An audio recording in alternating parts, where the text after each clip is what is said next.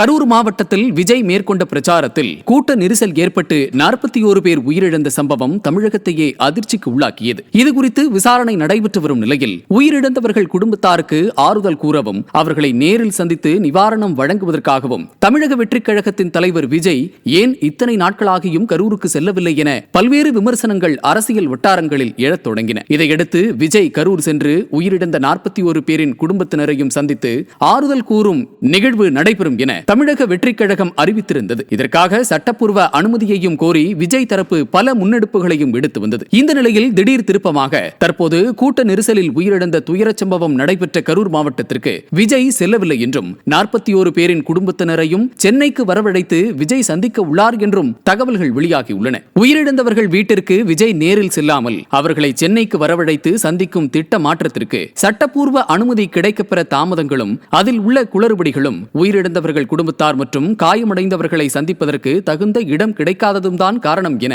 விஜய் தரப்பு கூறியிருக்கிறது.